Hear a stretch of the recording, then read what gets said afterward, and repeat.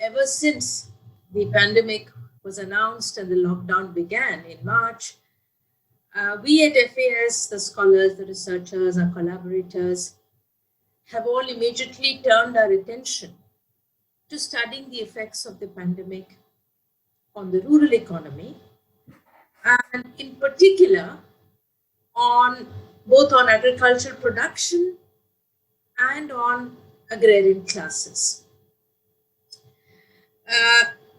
This research, which is now being formalized and will be coordinated by the Pandemic Studies Unit, ranges from newspaper articles to blogs on our websites, to talks, webinars, as well as to secondary data analysis and field-based surveys. We are currently, we did a first quick round of village level surveys, drawing on what you have heard about our program of village studies. So we have data now on at least 28 villages across 12 states of India. And with this understanding of a village, we have gone back to these villages, and you will hear later today about the first set of findings, village where we already have an understanding of agrarian structure. So some of our interviews again are in-depth, but and may not be as large as some of the surveys that are now being conducted by others, but it is going back to interview people and in a context where we already understand production relations in that villages. So that is one of the activities that is part of the research of the Pandemic Studies Unit.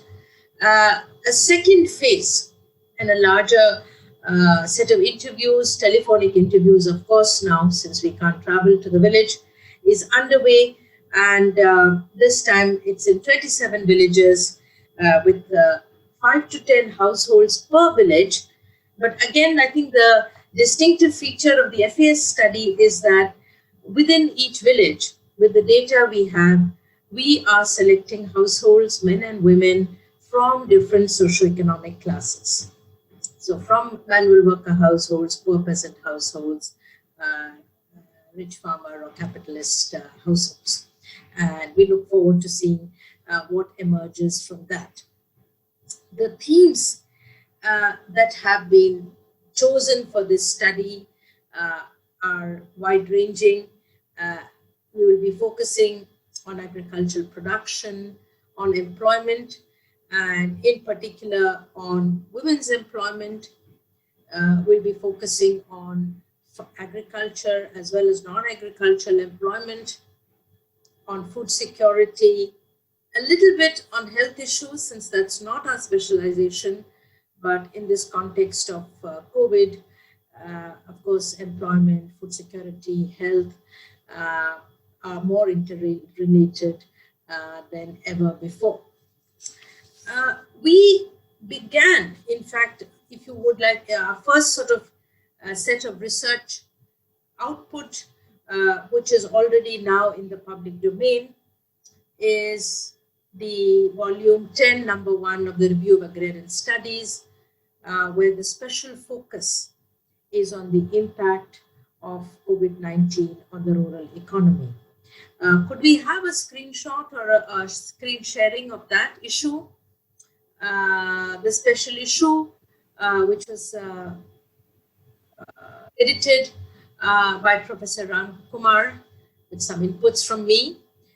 This is the issue which has been online already since the end of May, over the last few months, and is now in print, and the contributors will be happy to know the print issue is in the post and on the way to them.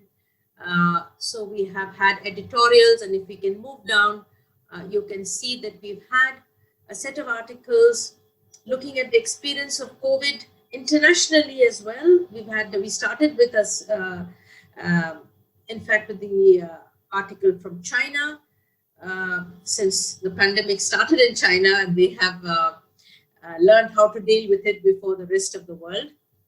We'll be hearing from Sudha later today. And we hope that in forthcoming seminars or webinars, we will be discussing some of the other issues that this issue took up and that are also going to be taken up in the next issue of the Review of Agrarian Studies, RAS, on COVID. In fact, we have articles in the pipeline on migrant workers, agricultural workers in Europe. We already wrote about migrant workers in India, but further papers, research articles, field notes, and will be there in the next issue.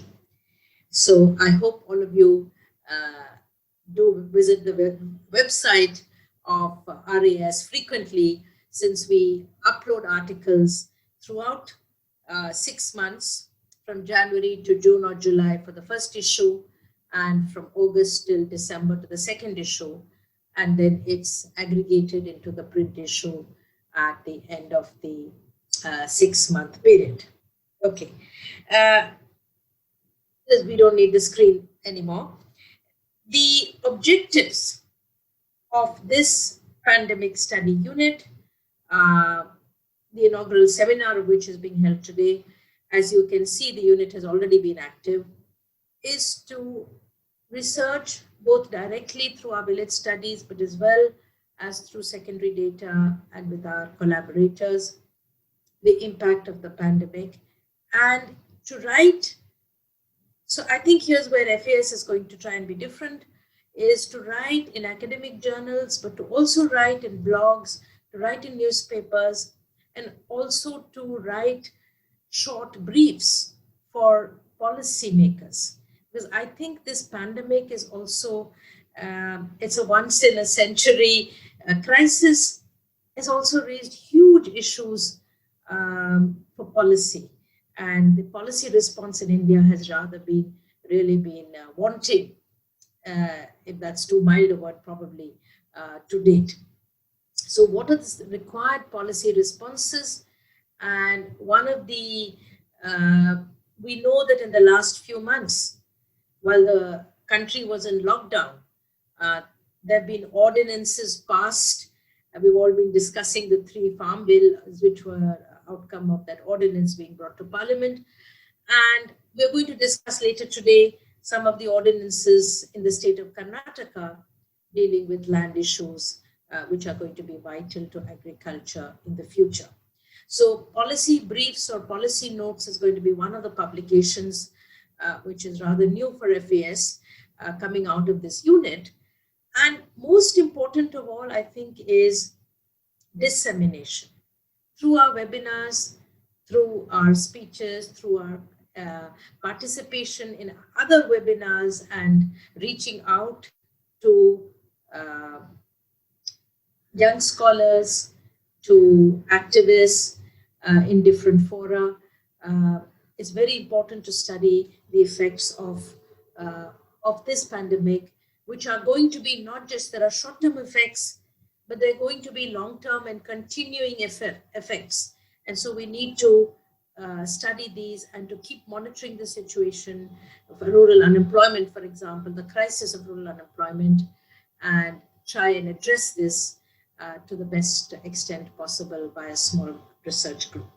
So with that, I welcome you all to this seminar, and I hand over to Tapas Singh Modak, who is the coordinator of the Pandemic Studies Unit at FAS. So Tapas, over to you for the rest of the evening. Thank you, Madhura, for a detailed introduction of the Pandemic Studies Unit. Now we call Jakob Littmann, the recent representative of Rosa-Luxemburg Stiftung, South Asia, formally. Good afternoon.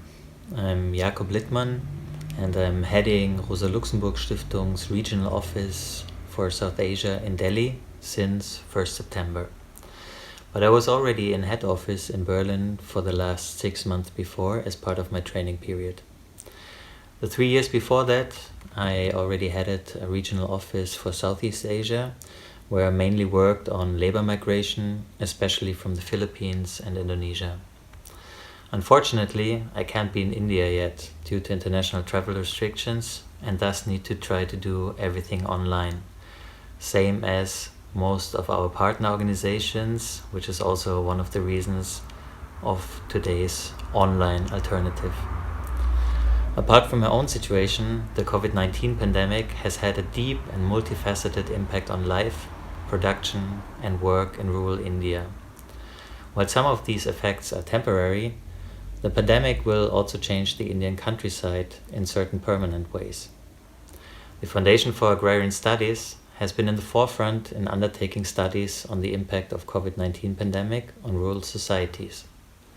Various articles and literature produced by FAS have also informed people and organizations in the network of RLS worldwide about the issues of rural India. It is true that the impact of COVID-19 on rural economy is not something which is static. It is still unfolding and requires continuous probe and research to understand its dynamics. Hence, we at Rosa-Luxemburg Stiftung are happy to collaborate with FAS to constitute a pandemic studies unit, a dedicated research unit that will undertake studies on the impact of the COVID-19 pandemic on various aspects of production in agriculture in rural areas. We believe that these studies will be instrumental in shaping the agenda of the movements for change. Thanks a lot for providing me this opportunity to be part of this inaugural event, even though only via this message. And I hope that the cooperation with FAS and RLS can contribute meaningfully to this pandemic studies unit. Let us make all possible efforts to turn this crisis into a window of opportunities to make this world a better place. Thank you very much and good luck, and I'm very much looking forward to the outcomes. Thanks. Now we begin the second segment of the event, a panel discussion on agricultural policy in the time of a pandemic.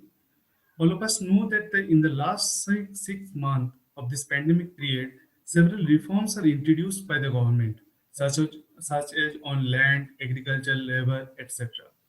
This would have a deep impact on life, production, and work in rural India. Here, Dr. Vijoo Krishnan, All India Joint Secretary of All India Kisan Sabha, would be chairing the panel discussion. We have two eminent scholars on the panel who would be speaking on different aspects of agricultural policy.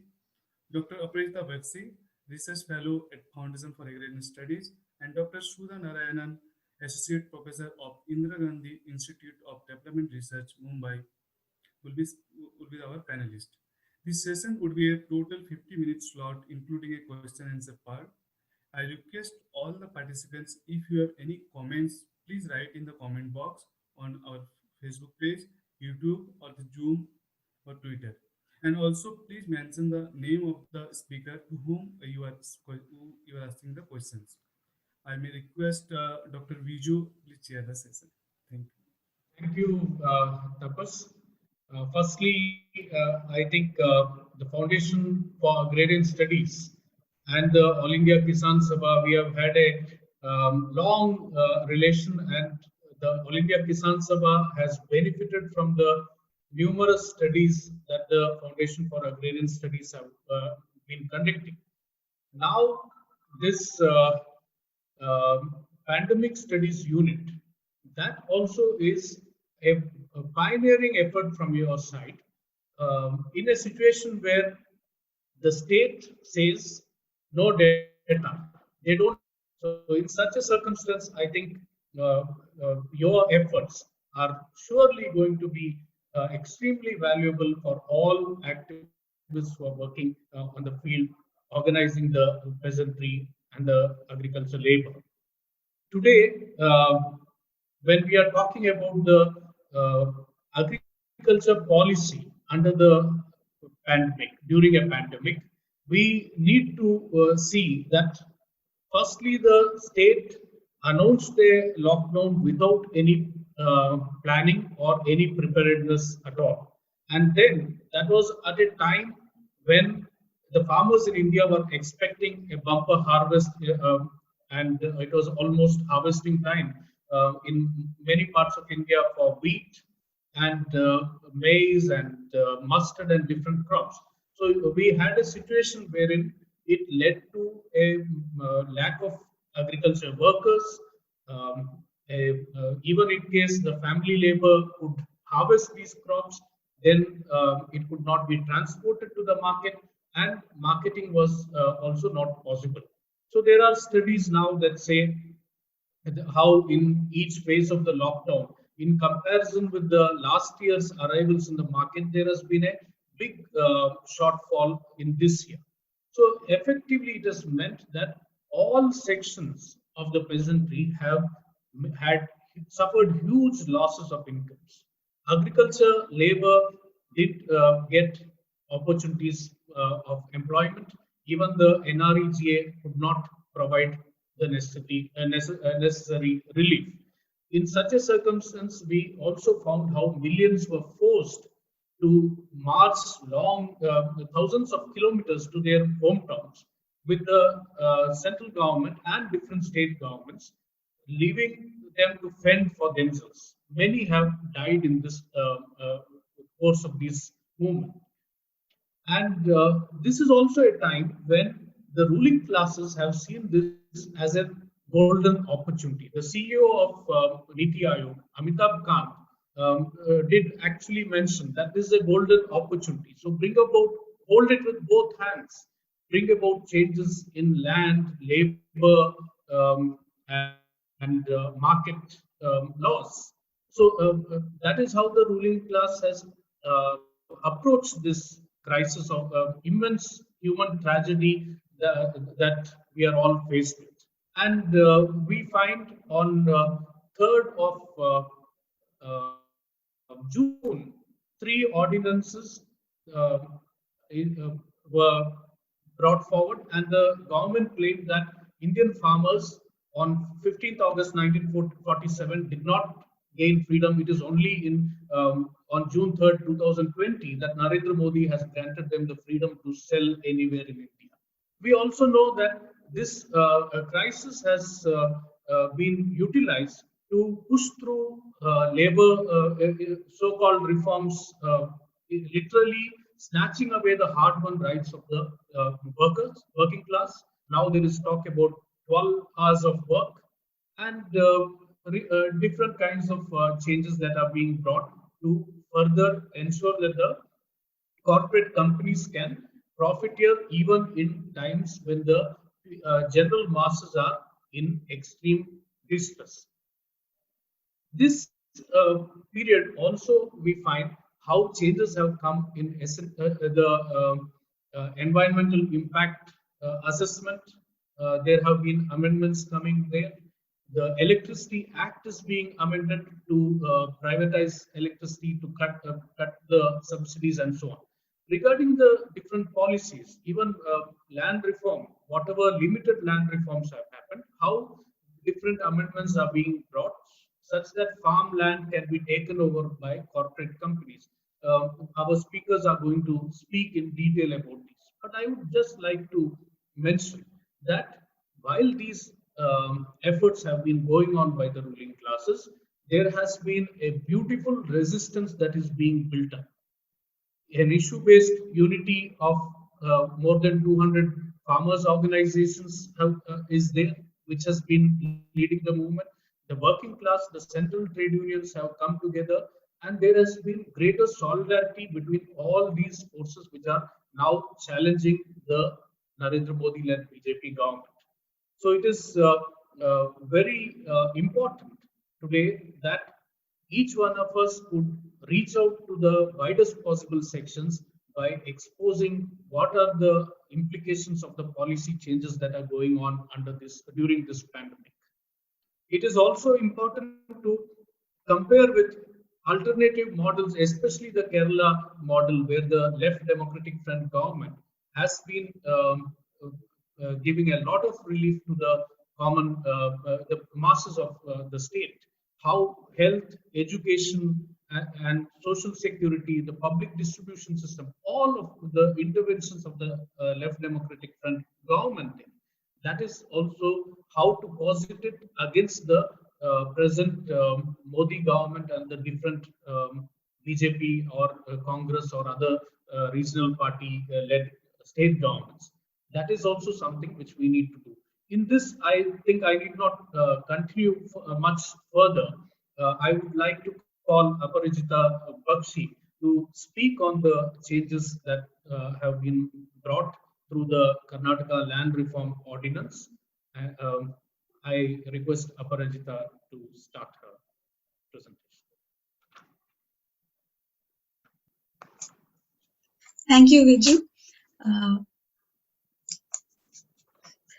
The three bills that have been brought in the parliament are being discussed in all forums.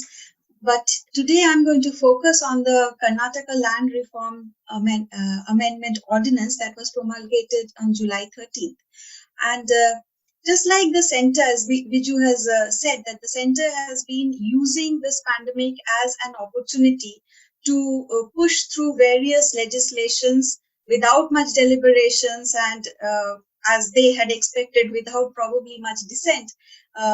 In the same way, Karnataka has also, which is a BJP ruled state, has tried to bring about ordinances in the agricultural sector. This Karnataka Land Reform Amendment Ordinance being one. This was on Saturday, the 26th of September. This ordinance the bill was passed in the Legislative Assembly, but it is pending in the Legislative Council, so we do not know what is the future of this bill yet. Now, what does this bill entail? If you look at the ordinance, there are three major changes that are proposed. The first is a change in the land ceiling. So the amendments in the section 63 proposes to double the land ceilings. However, when this bill was tabled in the Legislative Assembly, in the Karnataka Assembly, this particular amendment was not taken forward. The second major change that was discussed in the ordinance were related to changes in section 79A and 79B. And these sections restricted non-agricultural entities, individuals with non-agricultural incomes above a certain limit to own agricultural land in the state. Now, these two sections have been omitted, which necessarily means that all any person or any entity can own agricultural land in Karnataka now. The third major change is in section 80. This section restricted the transfer of agricultural land to non-agriculturalists. And now, with the current amendments, only Class A agricultural land, which means double-cropped irrigated agricultural land, cannot be transferred to non-agriculturalists, and all other kinds of land can be transferred. So these are the three major changes that were proposed, and the opposition has opposed all these changes, and it's now pending in the Legislative Council. But we have to understand that these, since the 1990s, there has been gradual steps in Karnataka to undo different land reform legislations, and exactly these three sections, 79A, 79B, and 80, has been repeatedly changed since 1990s to allow different kinds of non-agricultural entities, housing boards, housing industry, educational institutions to get access to gain agricultural land. At the same time, industries based on horticulture, aquaculture has been, certain legislations have been amended to allow them to obtain agricultural land. So this has to be seen as a continuation of that process that started since the 1990s in the state. Now, why this change? The Karnataka government has long followed a policy direction to promote agricultural exports and particularly horticultural exports and agribusinesses. If you traditionally the state has exported coffee and cashew, but there is, with the success of contract farming and export of gherkins, there is a lot of emphasis in increasing horticultural exports, exports of fruits, vegetables, and flowers from the states. So within agriculture, the government wants agribusinesses to gain access to agricultural land. If you look at the policies, particularly in the last 1 decade, a lot of policies have come up which promotes agribusinesses and agro-processing industries. But that is not all. If you follow the media reports, industrial bodies in Karnataka have hailed these amendments as this will significantly reduce their hurdles to purchase agricultural land. Even though, conversion of agricultural land to non-agricultural land would further require, either amendments in the Land Revenue Act or permissions from the Land Revenue Department. But this, the change in Section 80 and Section 79A, 79B, it actually reduces the time required for non-agricultural industries to purchase agricultural land in the state. So this is the background in which these changes are being pushed forward. What will be the implications of these changes on the agrarian economy in Karnataka? First of all, of course, if you simply look at agribusinesses, then, or as the government is saying that, lot of IT professionals or young people want to invest in agriculture. So, of course, it will allow them to buy or lease in land. As far as agribusinesses are concerned, they can directly buy and, go into corporate farming right now. So that can happen. And the second implication is that unirrigated land can, there is this very high probability that unirrigated land can be converted to other uses. In spite of all this policy emphasis on horticulture and on horticultural exports in Karnataka, you have to understand the basic limitation of agriculture in this state. Less than 30% of the net sown area in Karnataka is irrigated. Horticulture is limited to a few districts in the state. So most of the land, more than 70% of the land in the state is unirrigated. Only 12% is horticultural crops, and the remaining are all cereals and pulses. So these land, unirrigated land, can be converted to, can be purchased by non-agricultural entities and converted in future, which means there is a potential threat for dryland farmers who might lose their land.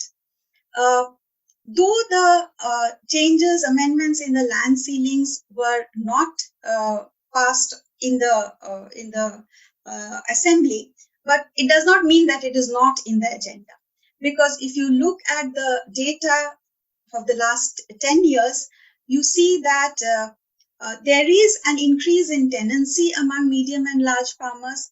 The average size of holdings of the large farmers in the state has increased in the last 10 years. So probably higher land ceilings will encourage larger farmers to scale up production and go into contracts with, or we invest in agriculture, or they can go into contracts, as we have seen that contract farming is very much biased in favor of larger farmers, as companies generally want to get into contracts with larger farmers.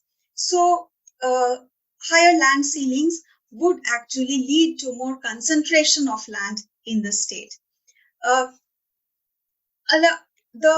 lot of people who have supported these amendments say that the agricultural land markets will be will be liberalized, and farmers will get better prices for their land. Well, yes, there is a potential that land prices will increase, but it will only benefit farmers who want to sell the land. No, wherever land reforms are amended, it also allows, wherever land reforms are implemented, it also allows a lot of small farmers, marginal farmers, to buy land or access land through tenancies because of the activation of the land markets. But this current legislation will only encourage farmers, small farmers, to sell land, because when land prices increase, they will be at a disadvantage if they want to purchase or lease land. So it will, the gain is only if they want to sell land and exit agriculture, and not if they want to actually purchase land. So small farmers in unirrigated areas, they are at the risk of losing land. They will be discouraged to participate in the land market, and the entire policy is focused for a very small segment of agriculture in Karnataka. 80% of the farmers are small and marginal farmers. 30%, 70% of the land is irrigated land. If you look at the other ordinances that were passed in the state of Karnataka, again, it is pending. These ordinances, the bills are still pending. The APMC ordinance, which is in line with the Farmers Produce Trade and Commerce Bill, was also introduced on 15th May in Karnataka. So if you look at these two ordinances together, it is very clear that the government is trying to give a boost to the corporate interests or private commercial interest in agriculture, and more importantly, on agricultural land. These steps, it is, whether these steps can modernize agriculture, it is, I am very skeptical that, a policy which focuses on such a narrow segment of the agricultural population can actually bring about huge changes and modernize agriculture. And it will definitely not benefit small farmers. That is why, even in the midst of the pandemic, you see farmers have taken to the streets in Bangalore and in other parts of Karnataka. Thank you. Thank you, Aparajita. These changes that are coming are also in a situation wherein lakhs of farmers in Karnataka are termed Bagir Hukum cultivators, and who don't have any rights over the land. And very rightly pointed out that the smaller farmers are likely to also be pushed out of the small holdings that they are already having. And this is a continuation of the policies. The earlier Yediyurappa government also had the program for promotion of agribusiness, and that is being continued further by this government under a pandemic situation. I would request the viewers to also, if they have some questions, to please type down their questions so that we could compile and take it up. Now I request Sudha, Associate Professor IGIDR, to speak on the agriculture policy changes that are coming up. Sudha has been writing on these issues. I have earlier had the opportunity to listen to her, and her works have been informing movements like ours. I request Sudha to take over.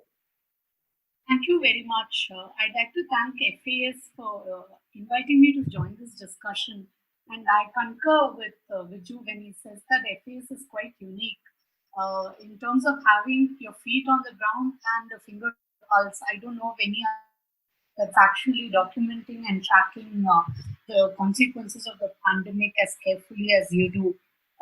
So that said, I'm also glad that I have the opportunity to contribute to the special issue. I won't talk about the ordinances that have just been passed.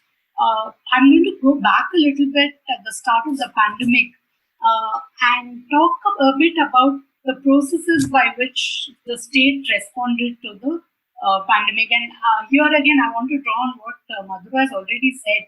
That I think you characterized the policy response as weak or something to that effect, and that was putting it mildly, right? So I want to talk a bit about the policy processes, and I'll start with the motivation. So this is work that I did with a former student in IGIDEA called Sri Shah. We were wondering when the lockdown happened, and it happened with dramatic suddenness, which seems to have become the hallmark of the current dispensation. And it seemed bewildering that in a context of a pandemic, when preparedness is a virtue, here is a policy that treats preparedness as a vice. And so you sort of announce it suddenly. Fishermen are out in the sea, they are not prepared, farmers are not prepared, truck drivers who are on the highways are not prepared. And then we wanted to sort of look at what is it, unravel the process by which this thing actually unfolded. And of course, we have these contrasts, right? On the one hand, Kerala was being lauded for its preparedness, and here was the central government bringing in something so suddenly. And the only way we could do it was to look at the official notifications. So we decided, let's go back and see how did this policy response actually take shape. And we wanted to look at both timeliness and sort of in terms of reconstructing the timeline of the response, as well as the content. And we wanted to do it at multiple levels. So there's the government of India that's sort of issuing notifications, and it was a flurry of notifications, right? One could have drowned in the number of times these were uploaded in different ministries, but also at the state level, and in many states they were actually issued at the district level. So if you look at Punjab, Chhattisgarh, they actually had district level notifications. So we actually did a massive exercise in putting together all of these notifications. And like others here, I had very limited ability to understand the Hindi notification. So we had some volunteers who helped us do that. And we reconstructed the time sequence and the content. And one of the interesting things, and at that time, I don't think we realized the import. What essentially we were doing was a kind of a post-mortem, right? A sudden policy came, and the consequences had already begun to be visible. And here we were going back and understanding why that lapse happened. And at that time, I don't think I recognized the importance, although in our article in RAS, we say that it holds lessons for future emergencies as well as for policy reform. And it's like we are living it now. So it seems like this, the point of our paper is actually playing itself out in very unfortunate ways. And I want to go back a little bit to the idea of a pandemic itself and disaster management. And as all of us probably know, March 24th, when they announced the lockdown, it was under the Disaster Management Act of 2005, which essentially sort of the notification says we want consistency in the application and implementation of various measures in the country. And even before this Disaster Management Act was invoked, several state government has used their powers under the Epidemic Diseases Act to respond to the pandemic, given that both public order and public health are actually state subjects. So here you have a government that wants consistency in the application in a context where different states are experiencing different things. This is a disaster that's unfolding at different rates and in different forms and different places, but they sort of bypass the states and assume complete control in the interest of consistency of application and implementation. Now, this premise itself can be questioned. I mean, why would you want consistency at a time when states are best placed to understand what their needs are and how to respond? And the same thing, whatever the logic of the disaster and epidemic diseases and the disjunct between the two are, it actually translates quite neatly to the agriculture sector, because agriculture essentially is a state subject. So the states are empowered to take decisions and issue notifications regarding its activities relating to the sector. But then here you have the government of India coming in with notifications that could potentially be problematic. And our essential findings, and I don't want to bore you with a lot of details, or I'll just give a few examples. But our essential conclusion after putting together all of these notifications is that the government of India was always one step behind. It was more reactive than proactive. And the notifications were issued as and when a situation arose. And this was in contrast to the state governments, many of whom, I'm not suggesting that all states were very efficient in tackling their local situations well, but many of the states were actually ahead of the curve. They were anticipating issues, and even before 24th of March, they had already set in motion a scheme of things that would enable agriculture to continue without any trouble, as well as keep the supply chains working. So, in some ways, not only was the government of India slow and a step behind, uh, the states were, in many respects, were doing better, and there was no coordination. So, if you want consistency in the application, you would think that you would take the best example of the states that were prepared, look at what they were doing, and scale it up, or align your own orders with what had already been done.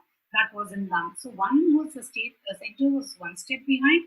They were not coordinating or aligning with the states. And the third issue is there were some instances where it seemed that they were actively interfering with what the states had done.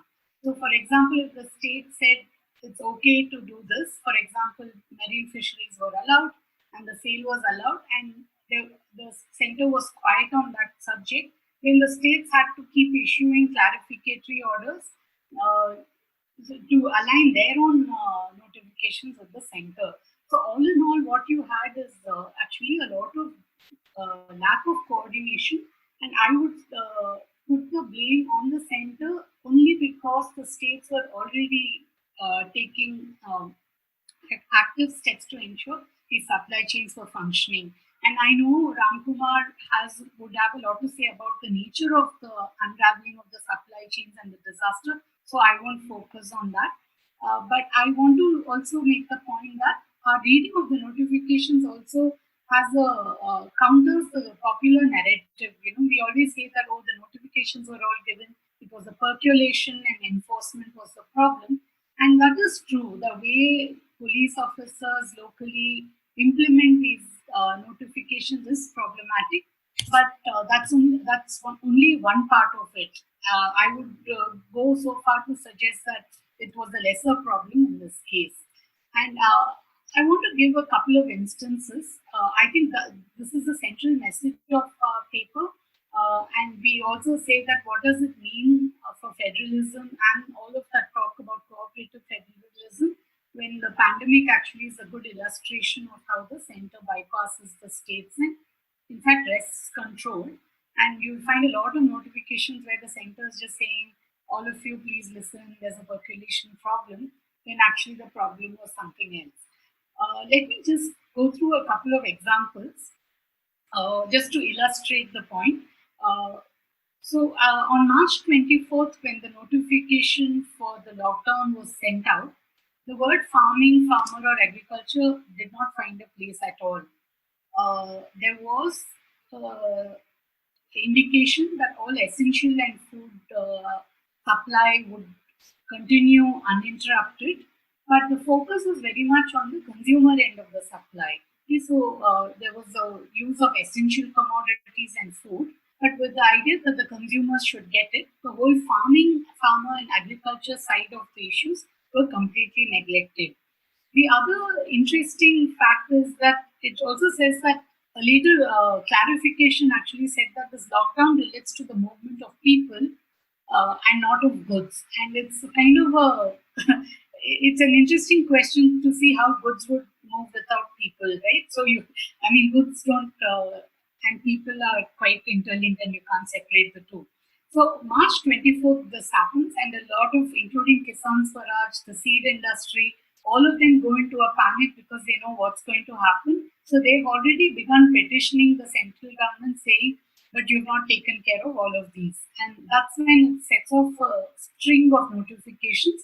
And I'm going to very briefly tell you a few of those. Now, let me start with the food and essential commodities. It's not trivial, right? When you say food, there was a lot of confusion about what constitutes food. So I'll just read out a statement from on April 3rd. The government of India was actually pushed to ponder the meaning of food because they had not clarified it. And actually, many consumers had begun complaining that if you stepped out to buy chicken and mutton, they would be harassed because it was not considered essential. So here's so on April 3rd, the government actually says queries have been, and I'm quoting here, queries have been received as to what constitutes food and grocery. Since it's neither feasible nor desirable to mention each item of food and grocery in the guidelines, the governments have been advised to interpret these terms to mean all items of food and grocery that are usually consumed by people on a day-to-day basis. This is their clarification. And interestingly, there's a PIL writ petition that was heard on the 15th of April, where by Amit Goel versus Union of India, where he said, please request chicken and mutton to be included in this essential food and drink items. Because when I stepped out, the police were harassing people when I went to buy shop for meat. And the judge is reported to have said, what will happen if you do not eat chicken and mutton for a few days? So this was the level at which there was lack of clarity of what constitutes food. And the harassment that happens is also, the interpretation is also, I would say, somewhat political in nature in terms of what is allowed and what is disallowed.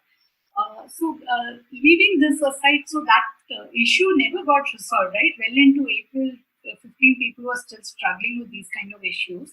I'll just go back to a sequence of events. So day one, if you say, is March 25th. So day 3 is when the government actually says mandis can operate and farmers can continue agricultural operations. By the time they notify farmer producers, so even though they've said mandis can operate, direct marketing they are not clarified. So on day 9, actually they say FPOs and direct marketing can also continue. On day 10, they've said that okay, the dabas on the highways can operate so that truck drivers can move about, and machine shops that for servicing agricultural machinery can stay open. The day 10 is also when it occurs to them that they need a notification for plantation, and they first talk about tea plantations, and it's only much later that they include other plantation crops. And by it's already day 16 when they actually say fisheries and aquacultures are allowed. Now, this is a problematic issue because in many places there is a 2-month ban on marine fishing, and this happens on different dates across different states. But this is often a very small window where most of the fishermen actually make a bulk of their incomes are earned in that short window. And so this window was actually threatened or undermined because of this delay in notification. And then actually it was by day 18, they actually recognized that workers can commute to work as long as they're working in food processing industries like dal mills and ferrying workers. The first explicit notification actually comes on the 18th day. And so by the time the first lockdown is over, that's when they've actually compiled all of these notifications into a coherent whole. And even then, they've forgotten the timber and forest products, which had begun affecting a lot of our tribal communities. So this was the kind of chaotic process of decision making, which was mostly reactive and in response to problems that were being highlighted both in the press and through petitions.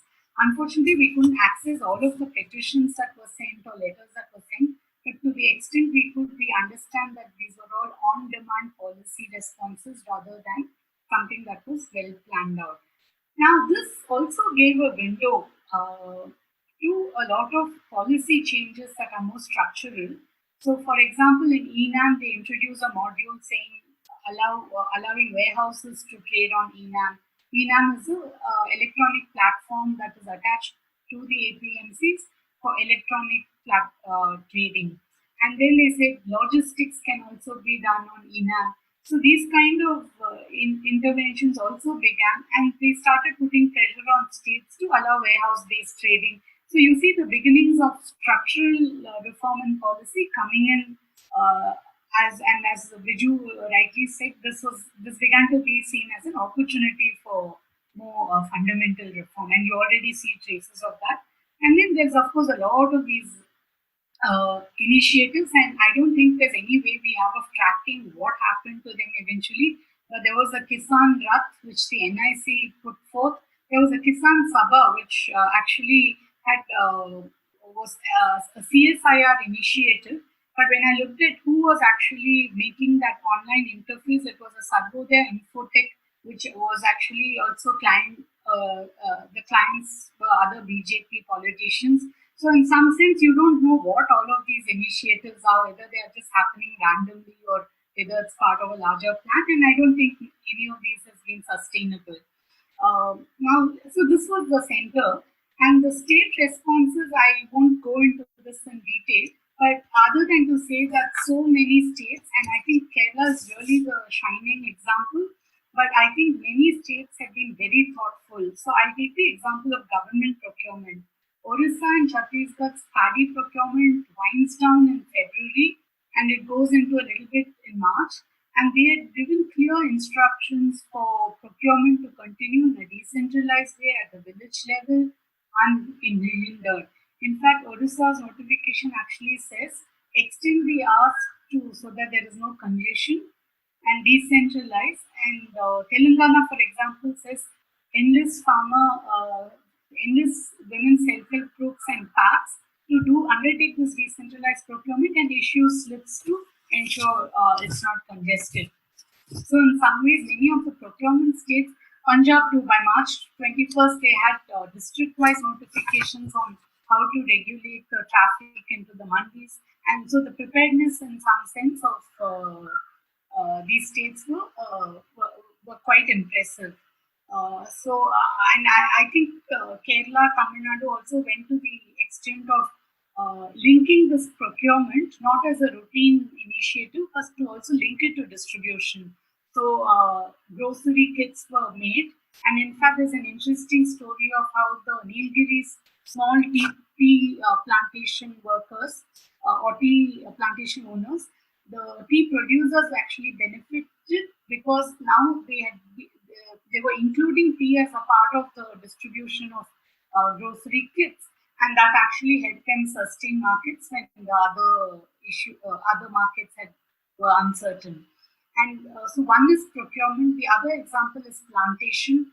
A lot of the states that dependent on plantation crops actually foresaw what was coming. West Bengal was quite early in allowing tea plantation workers. Tea auctions had started up by April, but to a large extent, the lack of clarity on plantations from the central government actually held them back in terms of issuing orders. But many of these states had already thought through many of these constraints of continuing operations of plantations and issued regulations. And the third example, as I already started giving, was the marine fisheries. And I think Kerala took the lead. And in fact, even though they banned mechanized boats and auctions at the landing pads, they also put in place a procurement system by Matsya Fed to ensure that markets were available. And Tamil Nadu kind of followed suit, and all of the coastal states actually ended up having arrangements to allow this to happen. And in contrast, the government of India's response came quite slowly at its own leisure. So I would say that these are some of the examples, and I'm happy to elaborate on if there are questions. And I think what we learned from these notifications is really the idea that the central government seems to disregard or undermine state initiatives, which is potentially very problematic, not only in the sense of what it means for federalism, but also because the space of agriculture and social safety nets, as Vijoo was saying, a lot of the innovations actually come at the state level. So when the center is not receptive to take these on board when developing a strategy, then you're actually ignoring and neglecting initiatives that have great potential. I want to qualify this analysis by saying that we have no idea of whether these state interventions are actually effective. So at the end of the day, there are exceptional states that implement things well, and the example is Kerala. But there may be states that issued notifications and there was a percolation problem.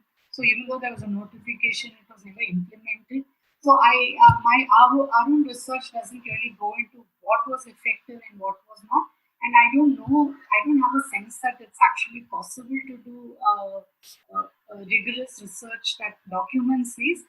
But I think in terms of just the policy processes, I think the way in which the government dealt with the pandemic sort of exposes some of the problems. And I would left it there, except to that we now know that. In a minute, Sudha. Yeah, I'm done.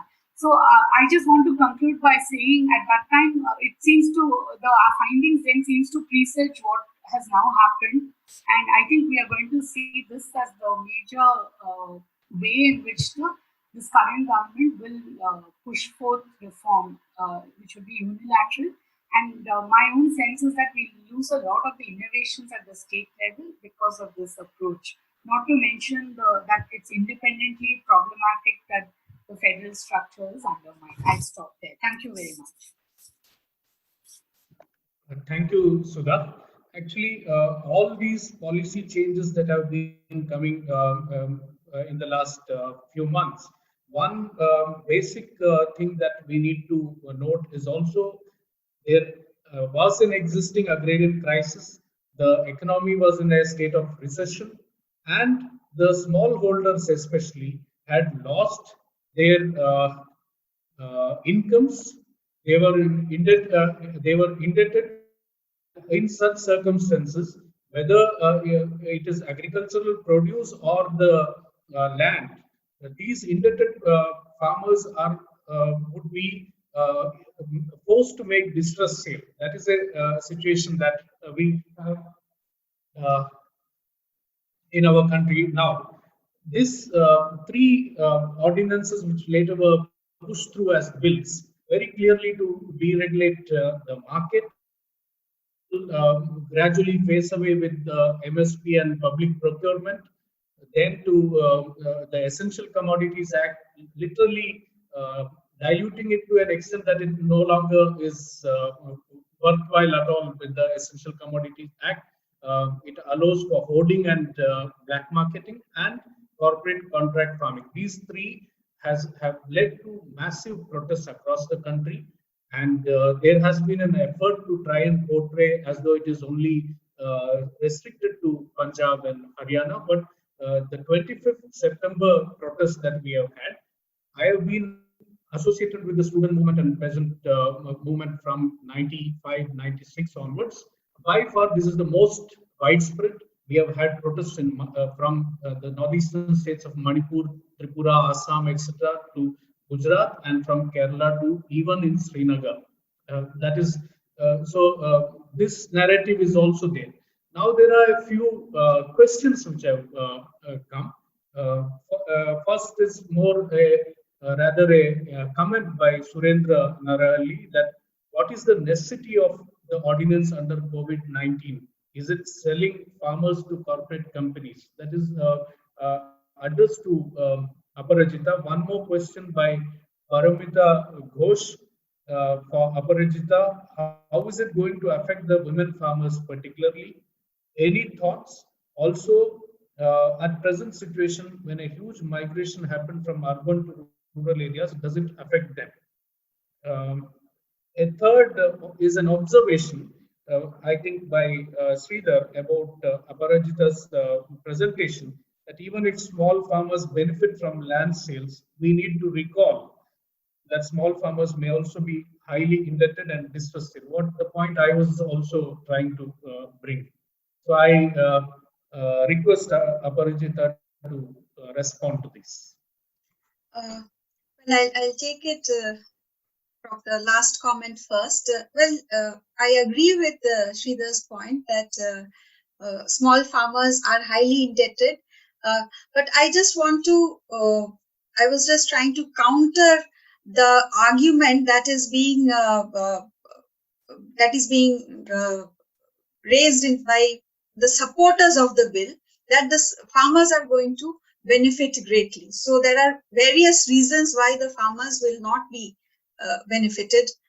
And one of them is, of course, even though they can sell, it might be distress sale. So there is already a tendency of farmers being forced to quit agriculture. This will only aggravate the scenario.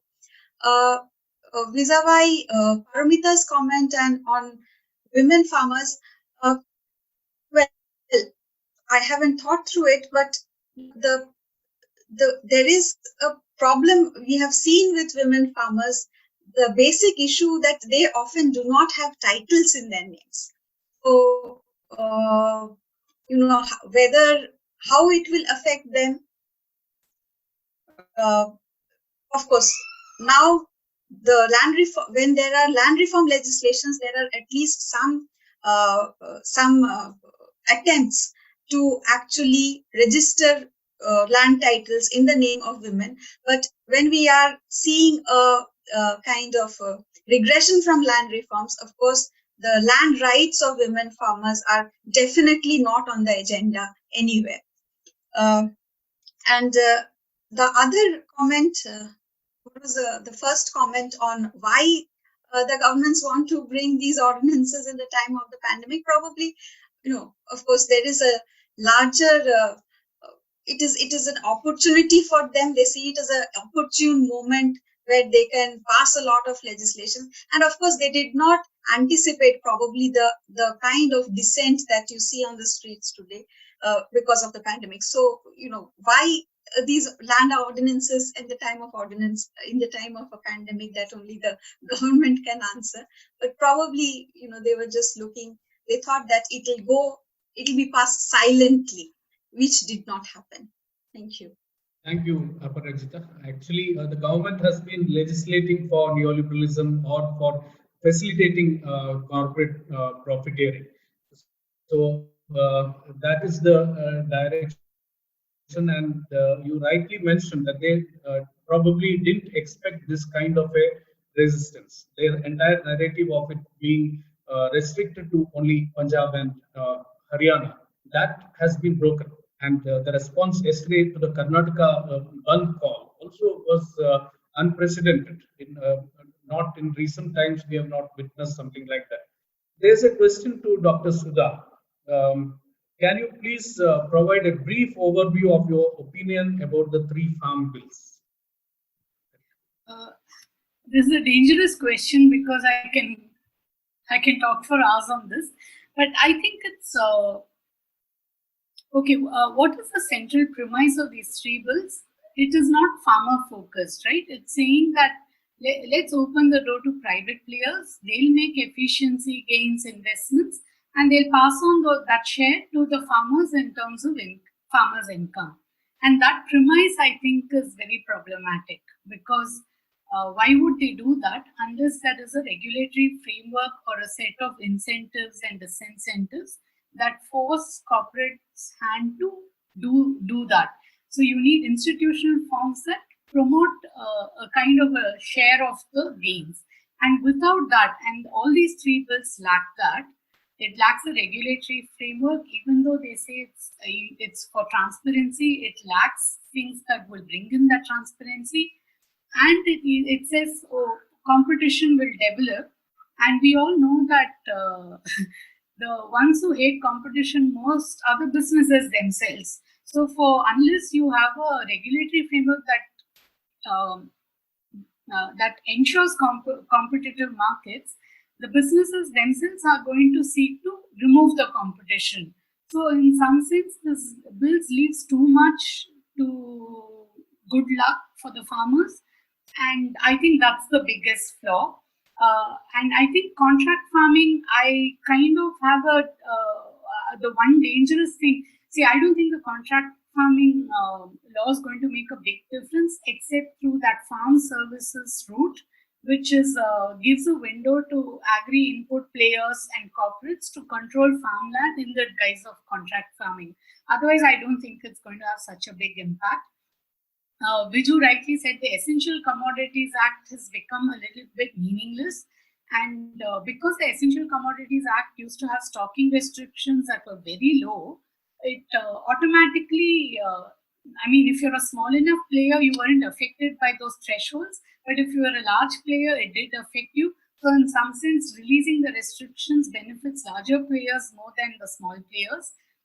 And the APMC Bypass Act, I've already talked about it. I think whenever there is deregulation, the largest players are always better placed to navigate regulatory complexity, lack of regulation, and the ability to work across markets in the country. The small players are always disadvantaged because they don't have deep pockets. In that sense, I think I both disagree with the premise of the act and a wholesale deregulation without safeguards. And the third thing is there is a vision that has to back your bills. The bills are not happening independently, and it has to happen in the context of a larger discussion on state intervention in agriculture. And that is completely missing. And I do say it in some places that to suggest that farmers don't know enough is actually it's actually insulting their intelligence, because I think they see the larger picture, and I think the government is should be held accountable to at least share its vision and blueprint for Indian agriculture into the future. And that's the big third missing part. I'll stop there, and if there's something specific, I can take it offline. Thank you, Sudha. One more question to Aparajita from Ananda Siddharth. One of the rebuttals to the amendments made to Karnataka Land Reforms Act by the state is that the neighboring states already allow for non-agriculturists to buy agricultural land. And can you comment on how agriculture in these states are when compared to Karnataka, and what changes we can expect? Well, Andhra Pradesh, Telangana, they allow non-agriculturists to buy agricultural land. In fact, many other states do. And in fact, that has been the justification of Karnataka, that these states are, it is allowed in these states, so why not in Karnataka?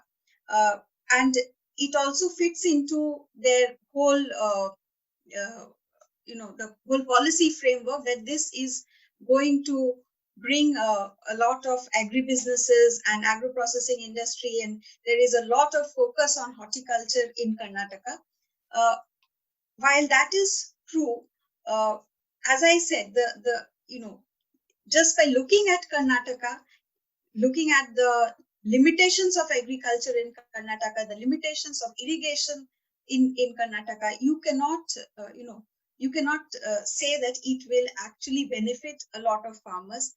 It will, of course, even in other states, it might not benefit a lot of farmers. So just because other states are doing it, that it is no justification for your state to do it unless it benefits a large section of farmers. So, it's a very small section, only, 30% of the land and a very small section of the farmers in a few districts in the states that may at all benefit from this kind of laws. And of course, the greater benefits lie with the corporates. Thank you, Aparajita. I think you rightly mentioned that just because some other state has a particular policy, that does not mean one should emulate. And there have been repeated protests against even the changes that have been happening in some of these states, especially the changes in the land acquisition, the manner in which land acquisition is being carried on, the land pooling that is going on in Andhra Pradesh, and so on. So that protests remain, and that the manner in which the Karnataka government is going ahead is surely going to hit the small farmers in a big way. Those of the landless who have some hopes of getting land, that will also be totally finished with this changes that are coming. I think we will have to stop there because of the time constraints. I thank both Dr. Sudha and Dr. Aparajita Bakshi for their presentation in this session. Thank you all. We conclude this session now. Thank you. Thank you, Vijoo, and two panelists for this panel discussion. Without not taking much time, now we move to our third and last segment of the program, the session on the impact of COVID-19 on rural India. Professor Ramakumar, NABARD Chair Professor at Tata Institute of Social Science, Mumbai, would present an overview of the COVID-19 pandemic and Indian rural economy. He is one of the economists who has been reviewing the impact of COVID-19 on Indian economy, particularly the impact on Indian agriculture, very closely, and published in several writings. One of his writings is published in the current edition of our journal, Review of Agrarian Studies, as mentioned earlier by Madhura Swaminathan. The current edition of RAS is focused on the impact of COVID-19 pandemic. Professor Ramakumar's presentation would be followed by a talk by Deepak Johnson. He is a senior research fellow at Indian Statistical Institute, Bangalore. He would speak on the differential impact of COVID-19 on Indian villages. The finding of this presentation is based on a rapid assessment survey conducted during the lockdown period by the Foundation for Agrarian Study. The session also would have a question and answer part. I request again to all, please write your questions on the comment box and specify the speaker name. I welcome Professor Ramakumar. Thank you very much, Tapas, and thank you very much, Foundation for Agrarian Studies, for inviting me to this very interesting webinar. I would like to speak for about 20 minutes on the whole question of how COVID-19 has affected agriculture. Unfortunately, I don't think I can speak about rural areas as a whole because we don't have time for that. So I'll stick to what has been happening in agriculture. I will be sharing my screen. I'll show some slides so that you can, I can show some graphs and tables to you as well as I speak.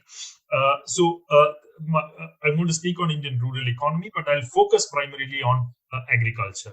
What are the points that I'm going to make in my presentation? I'm going to speak about the broad impacts of COVID-19 on Indian agriculture.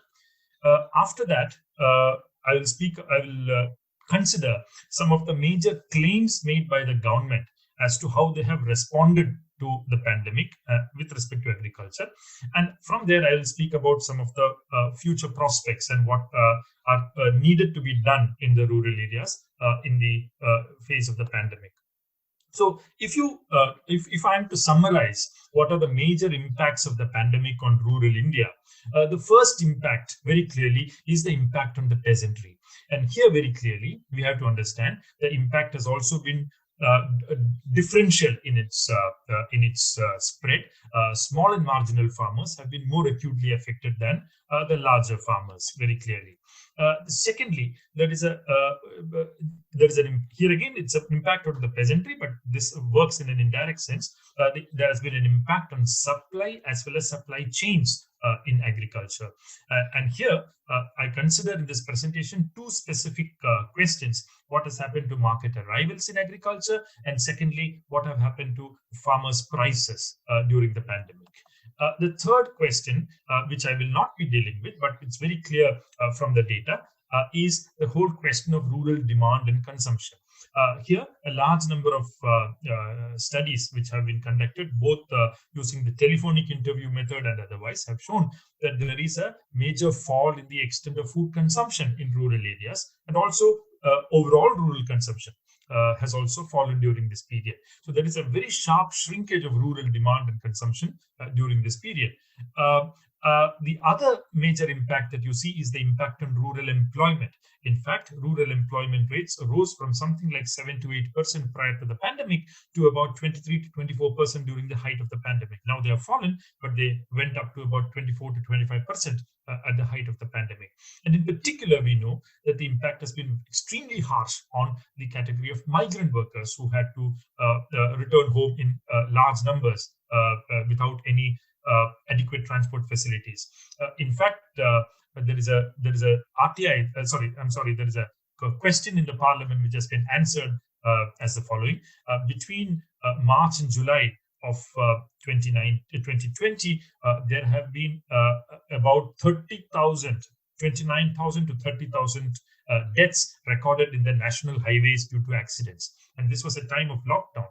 So who would these people be is a question to be probed further if these numbers were so large. Finally, there is this impact on rural non-agricultural sectors that is also very clear.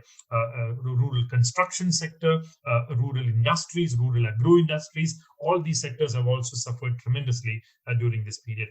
I'm not going to deal with all these aspects in this presentation. I will only deal with the first two in particular, and then I will go into certain aspects of policy response. So what are the major impacts on the peasantry? The most important has been that the lockdown began on the March 24th when the harvest of the Rabi crop was about to begin.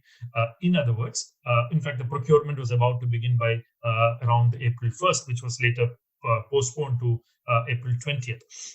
Now, this meant that the absence of migrant agricultural laborers in the villages created a major problem of labor shortage for farmers who always have had these harvest seasons in the presence of a large number of migrant workers. If you see large parts of northern India, that is northwestern India, you see major migrations taking place from Bihar, Odisha, West Bengal, Assam, etc. during the harvest season, particularly in the Rabi wheat, and those workers were not forthcoming this time. And this led to a major rise of harvest costs for the farmer. If you look at the rents of machines, what was available for about 2,000 rupees a day was now available only for about 4,000 rupees per day in the villages of Punjab, Haryana, Rajasthan, and so on. Because of the postponement of wheat procurement, there has also been postponement of wheat harvest. These have also affected the extent of productivity in the farms. So the first question to look at is what has happened to the harvest costs of farmer. There's very clear indication that these harvest costs have risen during the period that we are talking about. That is April and May of 2020. The second important impact on the peasantry has been via the breakdown of supply chains in the case of agricultural and food products in general. Farmers, how did they face this impact? Though thanks to these farm bills, an impression is created that majority of farmers go and sell in the mandis. If you look at NSS data or the Situation Assessment Survey data, you will actually see that roughly half of Indian farmers, about 45 to 50% of Indian farmers, do not sell in a mandi, but they actually sell to a local village trader who comes to the village and buys the commodities. So these traders, they were also in many ways migrant workers, migrants. They had also gone home, and because of issues like shortage of trucks, according to one report in May, about 500,000 trucks were stuck in the highways of India because of different kinds of restrictions on the ground. There was also a major shortage of truck drivers because truck drivers were largely migrants. Because of all these reasons, the traders were not available in the same numbers in the villages when the harvest was to be sold by the farmers. This shrank the markets of the farmers in a major way. Mandis were closed because a few traders tested positive in April and May. During the beginning of the lockdown, they were open for only about 2 or 3 days in a week. But then major APMC markets like Mumbai, Pune, for example, they completely closed down somewhere in the beginning of April, and they weren't open till about the middle of May. They are open now. There are limited transactions happening, but the arrivals are still questionable. Now, the impact of this this closure of mandis, absence of traders, shortage of trucks, shortage of truck drivers, etc., has been that the total market arrivals into Indian mandis has been significantly lower in 2020 if you keep 2019 as a base year. And I'm going to show you some numbers for related to these market arrivals. If this is the total number of markets that were reporting arrivals in 2018, 19, and 20, you can look at each month. If about 2,081 markets were open in February, this fell to 1,776. 1,727, and though it's slightly increased, it was still about 200 markets lower than 2018 and 2019. This was the first. This is the first point that I want to make, that the total number of markets itself were lower in 2020 compared to 2018 and 2019. But what happened to market arrivals, the quantity of market arrivals? You will very clearly see that if you take the major crops, I would request your attention to this column, the arrivals in 2020 as a percentage of arrivals in 2019. If you see the major Rabi crop, which is wheat, only 62% of the arrivals of 2019 arrived in 2020. That is between 15th March and I'm sorry, there's a mistake in this date. It's not 31st May. It's actually 30th June. It's my mistake. So 30th June, if you take March 15 to 30th June, only 61% of the arrivals of 2019 were recorded in 2020. In a crop like gram, it was 38.7. In a crop like potato, it was 52.3. In a crop like onion, it was 38.4. And in a crop like mango, it was just 43.1. The rest of the crops were somewhere between 70 to 80% of the arrival of 2019. This is the most important point to note when we look at the impact of the peasantry. This shrinkage of markets. Now, this is not to say that the remaining quantity was either destroyed or simply was not produced. That's not the case. They were most probably sold at a lower price, much lower price by the farmers in the form of distress sales. That is the most likely possibility in the case of the arrivals that probably did not arrive. So the shrinkage of market arrivals is a very important point to note. And I'm not going into the detailed slides of here of each crop, but I'll show you some of the slides. If you see, this is the total daily market arrivals of wheat between 15th March and 30th June. You will see that the yellow line is the arrival of the 2019 and the green line is the arrival of 2020 on the left side. So you can see that almost every day, the arrivals were actually lower in 2020 compared to 2019. And the right side, you have cumulative arrivals beginning from 15th March. And you will see that the last point, the ending point of 2020 is far lower than the ending point of 2019. This is the example of wheat. And I can give the examples of barley, which is largely the same. I will request you to focus on the graph on the right side, which will give you the cumulative arrivals. This is gram, this is arhar, this is masoor, this is potato, this is tomato, this is onion, this is cabbage, this is cauliflower, this is peas, or what we call as mutter, this is lady's finger, and this is banana, and there is mango. You can see that in almost about 15 crops have been examined here. The more detailed data is in the arrays issue that was spoken about here. You can see that market arrivals were uniformly lower, except in maize, where the market arrivals were higher in 2020. In every other crop, market arrivals were lower in 2020. Now, this takes us to the animal products like milk. If you look at a product like milk, you will very clearly see that the procurement in terms of lakh liters per day also very clearly fall from about 534 lakh liters per day in the month of February to about 503 lakh liters per day. About the fall of about 30 lakh liters per day was the deficit in procurement by milk cooperatives and private dairies in India between February and the end of May. That's the kind of fall. As a result, milk prices crashed, and in places like Maharashtra, this led to a major milk struggle by Kisan organizations as well.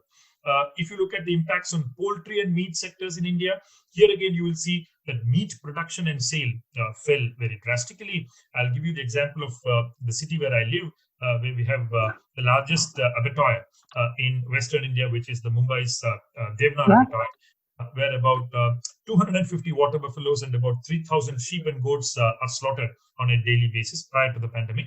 And the animals largely arrive from Rajasthan, Gujarat, and other districts of Maharashtra. And this abattoir was closed for a very long period of time during the pandemic. It's now open, but it's the activity is very poor. Sales, as a result, fell by about 50% in the city of Mumbai. This was also aided by rumors that meat eating would actually get you corona. There were also huge losses in the poultry industry. In fact, industry associations actually point out that the total losses in the poultry industry are to the tune of about 25,000 crore rupees. These have affected small growers in homesteads, layer nursery owners, and broiler farms. Basically, these farmers who had to grow small chicken up to a particular age and were to feed them during this period were not able to sell this chicken because there was no market.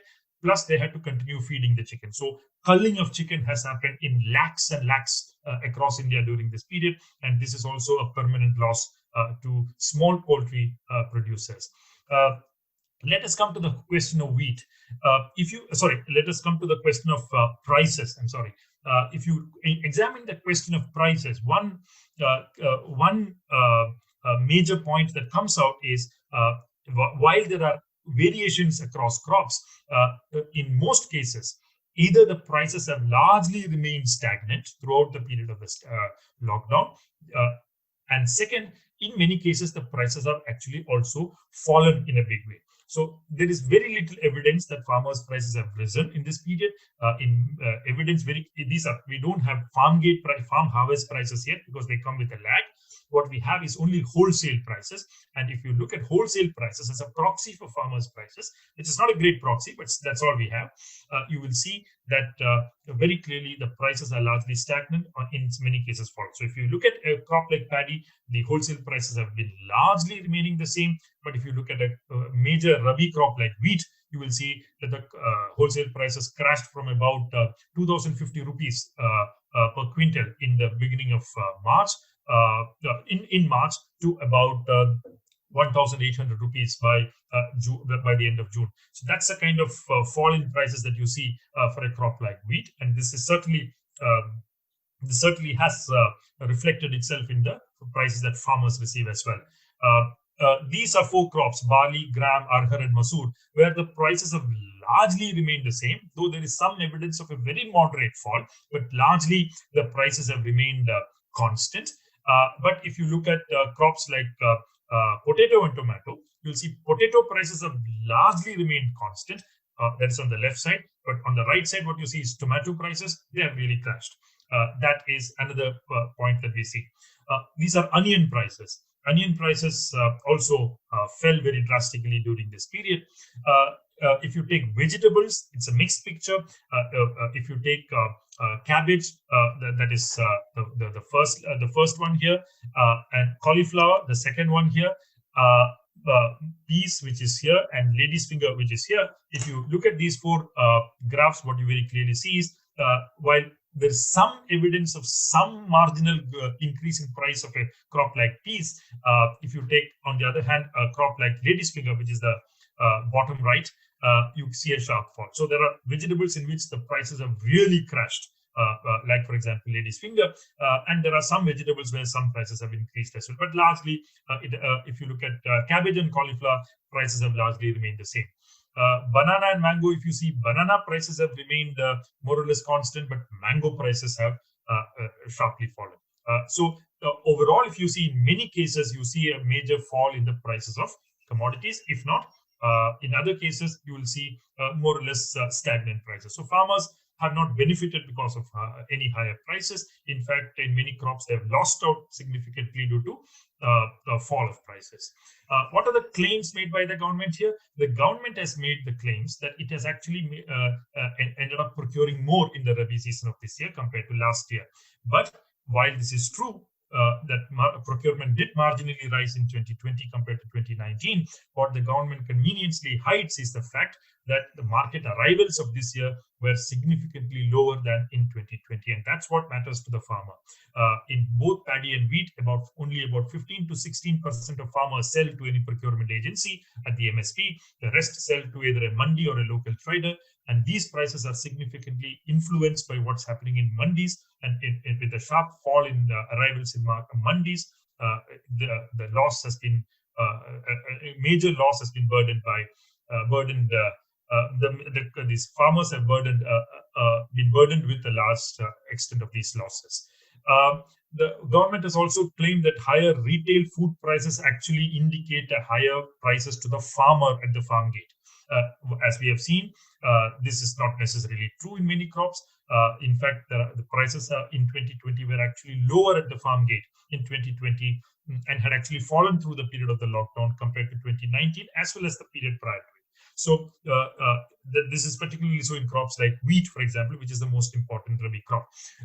So this whole argument of higher farmers' prices is not true because higher retail prices never actually translates to higher farmers' prices. These are all traders' margins that are represented as higher retail prices. And a classic example I will give you in the case of cereals. I can complicate the picture with more crops, but if you look at cereals, you will see the left hand side is WPI and the right hand side is the consumer price index. The wholesale price index has fallen in cereals, but the consumer price index has actually risen. This means the farmer has received low prices, or if not stagnant prices, but the consumer price indices have risen largely because of disruptions in supply chains. This is the most important point that comes out if you look at price data. If you look at other claims made by the government, you will actually see that the third claim made by the government is that there has been higher Kharif season sowing in 2020. In fact, this is not surprising at all because lakhs of people have returned to villages during the lockdown, and they might have taken up land which was previously lying fallow or uncultivated and might have taken up cultivation. And this might actually be a sign of more distress and not a prosperity. This is the point that is to be noted.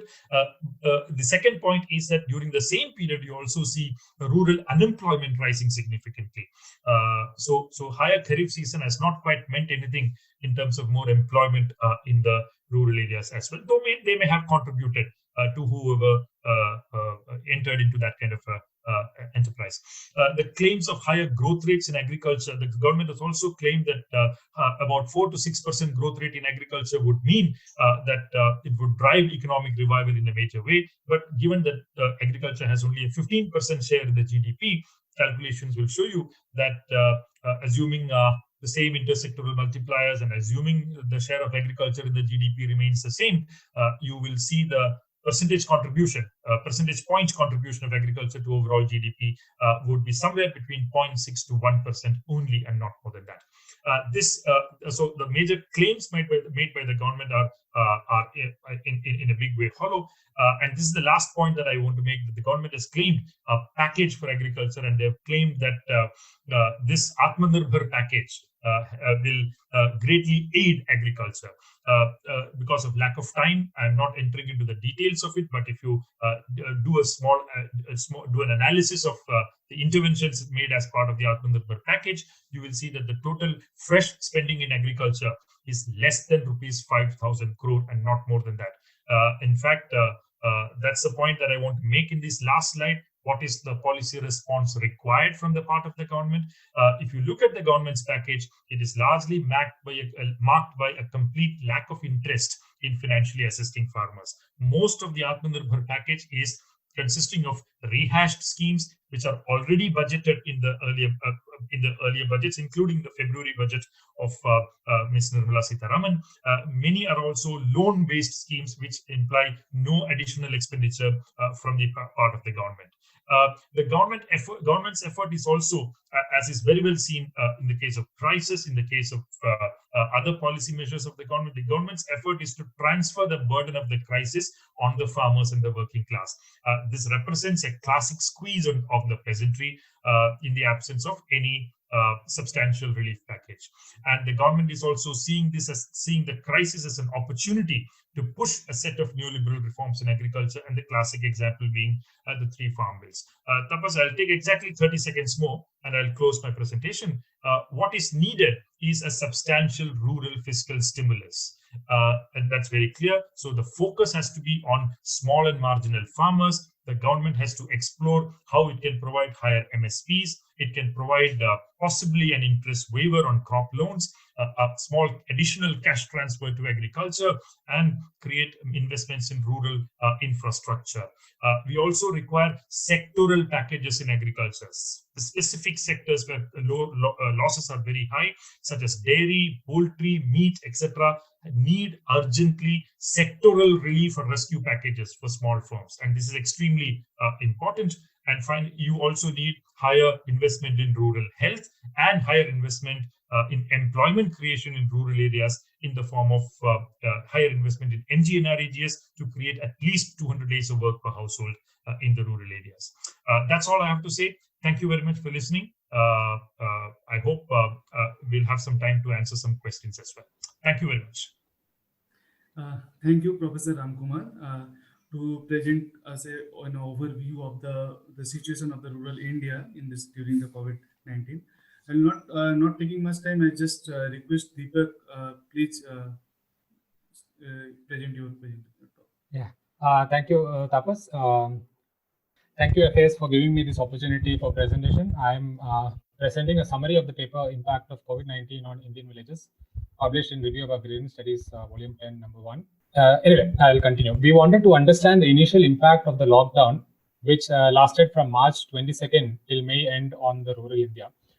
The FAS, along with its collaborators, conducted a rapid assessment survey in mid-April, almost after 1 month of the announcement of the lockdown, with this purpose in mind. Through the survey, we interviewed 52 households from 21 villages across 10 states of India. Next slide. 2 features make this survey unique. First, we had extensive socioeconomic data of 21 villages spread across different agroecological regions. And secondly, as a result, we could select households from different socioeconomic classes. Our final sample had 13 landlord or capitalist farmer households, 23 peasant households, and 16 manual worker households. And this helped us in understanding the after lockdown scenario in comparison with the pre-lockdown period, and to examine the impact on rural households differentiated by socioeconomic classes. Our telephonic interviews canvassed questions on health and economy. The preliminary results were published in Frontline, and more details are available in the FAS link provided on the slide. We discussed the aspects related to the economy in our paper and also in this presentation. Can we move to the next slide? Yeah, so this is the list of all survey villages drawn from diverse agroecological regions in India. All villages except the 2 in Kerala were surveyed extensively by FAS as a part of its project on agrarian relations in India, PARI, in the last decade. The 2 villages of Kerala were studied in 2018-19. Of all the villages surveyed, 16 were irrigated villages. The 4 dry villages had little agricultural activity in the lean period that coincided with the lockdown, and 1 village is partially irrigated. Yeah, next slide. So I jump straight to the main findings from the survey and provide some illustrations for these in the coming slides. And many of these findings were preempted and elaborated by Professor Ramakumar in his presentation. So let me reiterate that these are just some illustrations that we found from our survey villages. The main finding of our survey is that the lockdown affected every aspect of the rural economy. However, the impact is different across regions and socioeconomic classes, and it worsened the already prevalent distress in the Indian countryside, especially for manual worker and poor peasant households. The specific findings from the survey are as follows. First, the impact on harvesting operations in the irrigated villages was limited, mainly because of the availability and widespread use of combined harvesters. Secondly, the major impact on agriculture was in terms of access to marketing channels and price received for the produce. Thirdly, next slide, a tendency seemingly encouraged by the lockdown is an expanded use of family labor among smaller landowners. Fourthly, non-agriculture work collapsed in the surveyed villages. In the complete absence of non-farm employment, workers and even artisans were being forced to seek employment in agriculture. And finally, despite income flows drying up for all socioeconomic classes to varying degrees, the immediate impact was most severely felt by manual workers and poor peasants who did not have any savings. The state support was inadequate, and the respondents resorted to increase borrowing from informal sources to overcome the crisis. So I go into some specific illustrations. The lockdown coincided with the end of Rabi season and or the beginning of the summer season of agricultural year in India. The lockdown did not significantly impact the rice harvest, which was over in most surveyed villages. The wheat harvest was generally not disrupted by the lockdown owing to mechanization of harvest and availability of machinery in most of the wheat growing villages. The respondents from the regions with relatively better procurement operations, wheat in Punjab and rice in Kerala, said that the governments had made necessary arrangements for facilitating the machinery during harvest. But there were differences in terms of the use of machinery. In Mahatwar, Uttar Pradesh, a peasant owning about 3 acres of land reported that there was no hurdle in getting machines. However, the two poor peasants who operated marginal landholdings said that while machinery was available, they harvested and threshed the wheat manually with family labor. There was a marked difference in terms of marketing of produce also. A capitalist farmer who cultivated 15 acres of wheat in Hakamwala village in Punjab said that the local mandis were functioning and farmers took grain in own trucks and tractors. However, the respondents who depended on commission agents found it difficult to market their produce as the shops owned by the commission agent was closed during the lockdown. The issues related to marketing was also prevalent for vegetables, other crops, and allied agricultural activities. Many vegetable growers, including that of cultivators in West Bengal villages, Karnataka villages, and Tripura villages, an instance of which is given in the slide, found market prices falling after the lockdown due to excess supply in their villages and disruptions caused by transport restrictions. Let me go through the case of natural rubber in Tripura. The Tripura Rehabilitation and Plantation Corporation that initiated rubber plantations in Mainama village, Tripura, had provided extensive institutional support to tribal households in the village.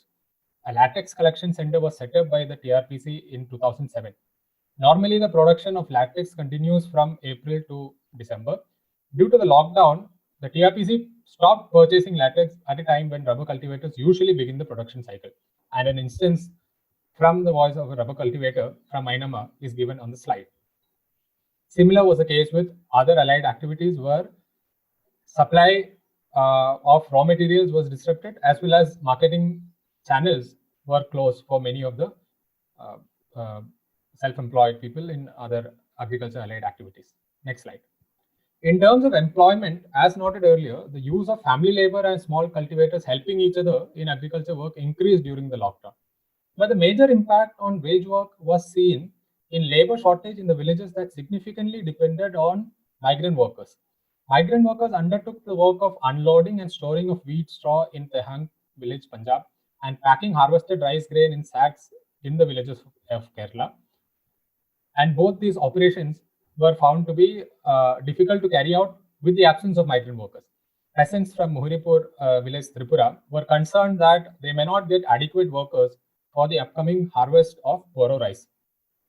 Now, while the shortage was faced in the destination regions, excess supply of labor was gradually pushing wage rates down in the source regions for migrant workers. That is the place from where they migrated. One such case is Katkuyan, Bihar. We found that some migrants returned during the lockdown from Punjab and Bangalore, and a landless manual worker said that the daily wage rate has come down from rupees 250 per day to rupees 200 per day. Next slide. Coming to rain-fed villages, they were particularly affected by collapse of non-agricultural work. Non-agricultural economic activities such as construction, petty businesses, and brick making that usually absorb labor in the pre-monsoon lean agricultural period were all stopped. A case in point is Jaipur, where many workers who were employed as daily laborers in a stone quarry did not have any work as the quarry closed down during the lockdown. Similar was the case with MGNREGA across all the villages, not limited to rain-fed villages. Work under the Mahatma Gandhi National Rural Employment Guarantee Scheme had come to a complete halt. Households who had received on average about 90 days of employment under MGNREGA in 2015-16 during our survey, and MGNREGA was a major source of cash flow, found no work during the lockdown. Next slide. With regards to other sources of income, clear contrast between petty businesses that closed down auto drivers and taxi drivers who were forced to work as agricultural laborers, and wealthier rural households were evident from the responses. The wealthier households in the villages had savings and other sources of income that provided some insurance from the losses due to lockdown. We also found in relation to migrant workers, the respondents from Bihar villages reporting that the migrant workers have not been able to send remittances to their households. A respondent from Amar Singhi, West Bengal, also said that his brother, who used to send remittances from his work in Haryana, is unemployed now due to the lockdown. Next slide. In the overall scenario of reduction in earnings, we found that the government support provided to households in terms of already existing programs and the newly announced measures after the lockdown was completely inadequate. There were delays in disbursement of old age pensions and scholarships. Among the 52 surveyed households, only 15 reported receiving the disbursal of rupees 2,000 for PM Kisan scheme till mid-April, which was announced after the lockdown. And many landed households had not received the first installment. However, Kerala and Tamil Nadu were notable exceptions, where respondents reported to have received welfare pensions and one-time transfers. Next slide. Yeah, this will be the last slide. Household consumption reduced. We found that reduction in diversity of food consumed was also present among the households. Meat, egg, and nutritious vegetables were cut down by many households. Some landlords and capitalist farmers attributed this change to non-availability of food. However, most poor, peasant, and manual worker households were forced to lower consumption due to a reduction in incomes. Most respondents reported a change in prices after lockdown, that is, retail prices. Instances of retail prices fluctuations were seen in the village of Tamil Nadu and West Bengal. While PDS was functioning in all villages, the performance was varied across states, with Kerala, Maharashtra, Tamil Nadu, and Tripura on one end were many of the households responding to having received rations after the lockdown, and respondents from Bihar on the other side, where none of the respondents reported to have received rations till mid-April after the lockdown. I would end my presentation by an illustration of how borrowing from informal sources has increased as a coping strategy for many households. We had an ASHA worker respondent from Maharashtra in our sample, who told us that she had borrowed some amount from friends and family to tide over the crisis. She had not received her monthly honorarium in the month of March, neither the extra amount provided for COVID-19 related work till the date of the survey, and nor received scholarship for her daughter despite being a COVID-19 frontline worker. That's it. And I would conclude my presentation by saying that through our attempts, we have examined the differential impact of COVID-19 lockdown on a group of Indian villages. We hope to further our understanding through the work of the Pandemic Studies Unit. Thank you. Thank you, Deepak, for the presentation. I would make 2 points here that as a conclusion, that it's come out from this session that the COVID-19 pandemic has been affected severely to the agricultural production and rural life in terms of market arrival, price, employment, income. It is affected severely. But at the same time, from this the survey conducted by the foundation, it's clearly come out that the impact has been differentiated, and it is across the agroecological zone. There's a difference between the rainfed and the irrigated region, and most specifically, the differentiate was more specific to the across the socio-economic class. So I'll now we'll move to our question and answer part. I would request all the participants, if you have any question, please put your question in the question box. Now we have received some questions. I'll go through. The first questions for Professor Ramakumar. 3 questions. There are 3 questions now. I hope that I'll read together, and I think you will take it together. All the 3 questions. The first questions from Ashish, it says, how can NREGA be strengthened in rural areas so as to provide rural employment to farmers? Also, now the farm bills have been signed by the president. How can the farmers take their resistance forward, both in terms of protest and strategy of sale of crops? The second question from Sridhar Gautam says, it is said that middleman will be removed. I am sorry, does this middleman inflate the price, or who the price increases from the farm gate to consumer? It's because of the middlemen. The third question from Shwendru Narahalli to Professor Ramakumar is that how do we check food security crisis in all areas?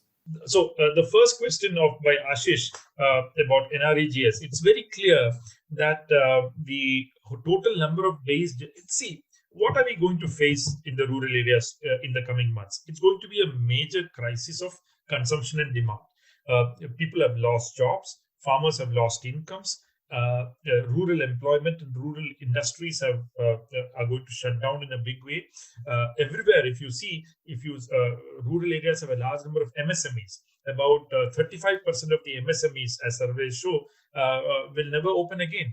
So these are permanent losses in employment. So any strategy to revive the economy in general and to also increase rural consumption and demand will have to focus not just on small cash transfers, but sustainable employment generation in the rural areas. That has to be a key focus, both self-employment and wage employment.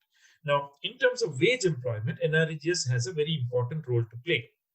Even today, though the law says that we have to give 100 days of employment per household, the average stands somewhere between 40 and 50 and not more than that. So there has to be a major increase in the number of days of employment generated via NREGS. For this, the guidelines have to be liberalized. In fact, I would even say that even if we do what Keynes had said in the 1930s, that is, if you allow somebody to dig a pit in the morning and close the pit in the afternoon and give a wage in the evening, it will still be useful to the economy. And this is a time where that advice holds the most. And I think NREGS we should not look at whether it is asset creating or whether it is infrastructure creating and so on. There should be the transfer of wages itself should be seen as the most important merit in the scheme. And there should be more employment generation in this scheme. That's the point number one. The second point of Ashish is related to farmers' movement. I think this is as Vijoo said some time back, this is a very important moment if you look at the recent history of farmers' movements. This is a movement where farmers have come together in a big way, and the importance of this moment should not be lost. For not just the farmers' organizations, but also all of us interested in progressive politics in general. This is the time when there has to be maximum amount of solidarity with the farmers' movement. We need to mobilize students. We need to mobilize the middle class. I still remember when the long march of tribal farmers marched into Mumbai, how Mumbai's middle class reacted with so much affection towards the marching peasants. And I think this is a national movement in that sense. And I think we should try to mobilize student politics, the whole sections of middle class behind this agitation to ensure that this whole assault on agriculture can be resisted meaningfully. So in that sense, this farmers' movement has to be a people's movement. That's the point that I would like to make in that. The other question is how to check food security crisis in the population. There are two things here. One is, if you look at a lot of these surveys that have been done, I've seen surveys by Azim Premji University and so on, including FAS's own surveys, where you see that there is very clear evidence coming out of a declining rural consumption. And very clearly, it is also declining food consumption in the rural areas, because that's one of the most important components of overall consumption. Second is there is some evidence that if you look at the prices, consumer price indices and wholesale price indices of crops, there is some evidence that is coming that in many cases, not in all crops, but in certainly some crops, the extent of fall in demand has been faster than the extent of fall in supply. Okay, that very clearly is evidence that rural consumption is falling and food consumption is falling, and indicates a possible food security crisis in the rural areas. That is something where more studies are required. I'm not going to stick my neck out and make a generalized conclusion there. We need more finer studies. Once the lockdown is over, we'll need physical surveys in the countryside, which will bring out this issue in greater detail. I think I've answered the three questions in brief. Thank you, Ramkumar. Now we have two questions for Deepak. First, that what impact did the rupees 500 that was provided by the government to all women with Jan Dhan account have been giving some relief from the difficulties of pandemic? The second question, do your finding mean that in India there is a substantial divide between the interest of rich, middle and poor peasantry? Then we had asked a question and we found that only 8 households reported receiving cash transfer of rupees 500 promised to female bank account holders under PM Jan Dhan Yojana.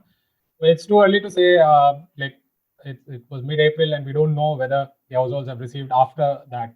But overall, the sense that we got was very few households have actually benefited from that of these government support measures, with some exceptions in the case of Kerala and Tamil Nadu.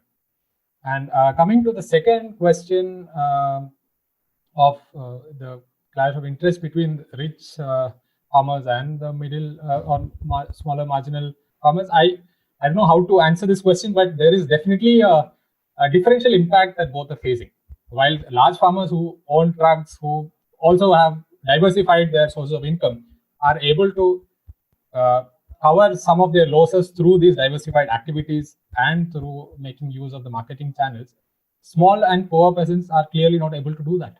And large farmers, some of them are also able to sustain for a long period without actually having any source of income. Whereas we found that small, poor peasants and manual worker households often had food stocks that was going to last only for 1 week at the time of our survey. So definitely there is a differential impact, and it's for us to draw the conclusion that whether there is a difference of interest between these two. There's one question for Professor Ramakumar. Is it the correct time for farm reforms? Maybe the means is that for the land reforms. If you would like to take this and can deep some to address some answer. It's a very broad question, but I'll just say this, that if you consider the Indian agrarian situation, it's never too late for land reform. Land reform will remain a very important topic in Indian agrarian sector, and the need for wider unity with the peasant movement does not in any form make the slogan of land reform secondary in any way, because primarily the point that Deepak made a little while back is that there has been a differential impact as well as the affairs surveys show. So, and the affairs surveys have always looked at the idea of class as a very important factor that determines how rural economic relations are structured. So this is not the time to bring in to sort of consider land reform and then relegate it to a secondary status. That's not the point. The slogan of land reform will continue to remain relevant, and the need for solidarity with the farmers' movement does not in any form reduce its importance in policy or in politics. The second point is that it is indeed true that a lot of farmers in the leadership of the current movement that you see in Punjab, Haryana, etc., are indeed the richer farmers. No doubt about it, because they are the people who are going to APMC and selling their surplus grains. But that does not in any way mean that because these are the richer farmers of Punjab and Haryana, no solidarity would be required with that struggle. That's also a wrong point to make, because a lot of small and marginal farmers, who even those who might not be selling to a mandi and might be selling only to a local trader, might also be indirectly related to the mandi system, because the local trader is primarily acting as an aggregator of produce in the villages, and he might be taking the produce to the APMC market. So the prices in the APMC will affect the prices that the trader is paying to the small farmer in the village also, even though he might not be directly approaching the APMC. So the APMC system is not a system for rich farmers. It is also a system for small and marginal farmers. So it's wrong to characterize this as a rich farmer struggle alone, while at the same time we do not make the mistake of the other side. That is, to relegate land reform to a secondary position in assessing or understanding or responding to the whole farmer struggle that is unfolding now. Thank you. Thank you, Ramakumar. Apology that we will not able to take much more question. We are running behind the time. Before closing the session, I request you all, please enable your video option to take a screenshot. And I would like to make some, express my thanks to vote of thanks. I will take this opportunity. I would like to extend my thanks to all the speakers, chairs, and panelists for this webinar. I also thanks to all the participants for attending the session. I would like to express my special thanks to FAS online team, especially Nihira, Hitesh, Divya from FAS, and Vignesh from the Free Software Movement Karnataka for conducting this program very smoothly. I request all the participants on the work under Pandemic Studies Unit and in general the works on agrarian studies. We would also be soon releasing the web page of the FAS Pandemic Studies Unit. So thank you everyone for being part of the of this event today. Thanks once again to Rosa-Luxemburg Stiftung for their support to the Pandemic Studies Unit. It was a lively discussion. We, as Madhura had indicated in her talk, that we hope to bring out the results of the research that this unit will take up in near future through a regular stream of webinars. With that hope, we will close the event today. Thanks a lot. Thank you once again.